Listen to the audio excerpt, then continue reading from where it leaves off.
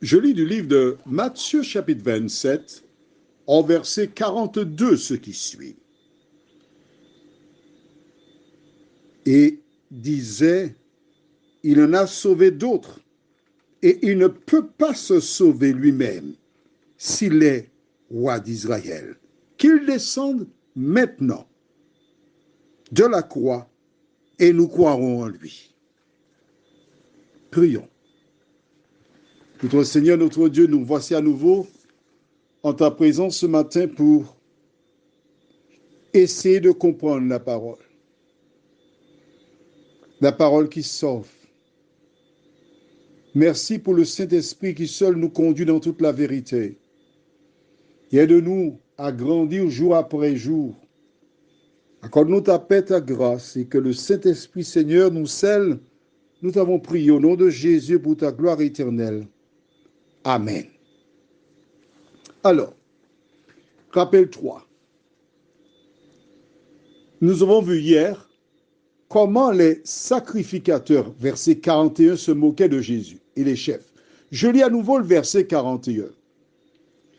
Les chefs des prêtres, avec les spécialistes de la loi et les anciens, se moquaient aussi de lui et disaient, ici le verset d'aujourd'hui, il en a sauvé d'autres et il ne peut pas se sauver lui-même.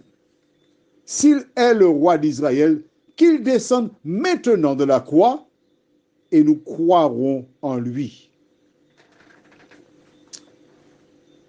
Depuis quelques jours, nous voyons les dernières tentations de Jésus. Faut-il te rappeler qu'au terme de 40 jours de jeûne et de prière, Jésus se trouvait dans le désert.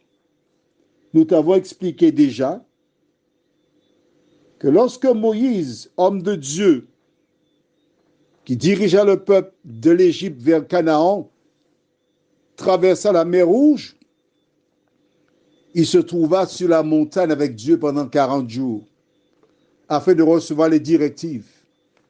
L'ennemi savait que Jésus, en commençant le jeûne, qu'il passerait 40 jours aussi.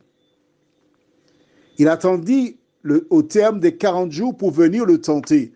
Et chaque fois, il disait, si tu es le Fils de Dieu, si le doute, il voulait mettre le doute dans l'esprit de Jésus. En regardant la déclaration des chefs des prêtres, les spécialistes de la loi et les anciens, que disait-il? Il en a sauvé d'autres et il ne peut pas se sauver lui-même. Il reconnaissait donc que Jésus avait sauvé les gens. Il avait guéri, ressuscité, et il ne peut pas se sauver lui-même. Mais ils ajoutent, et c'est ce qui nous intéresse, s'il est roi d'Israël, qu'il descende maintenant de la croix et nous croirons en lui. Sous-entendu, si tu es le Messie qu'on attend, descends de la croix et nous croirons en toi. Jésus a multiplié des pains à 2 reprises au moins. Ils n'ont pas cru. Jésus a fait de nombreux miracles le jour du sabbat. Ils n'ont pas cru. Jésus a ressuscité la fille de Jairus. Ils n'ont pas cru. Jésus a délivré une femme qui avait une perte de sang. Ils n'ont pas cru. Jésus a ressuscité Lazare. Jusque-là, ils n'ont pas cru. Et brusquement, maintenant, ils veulent croire. Non.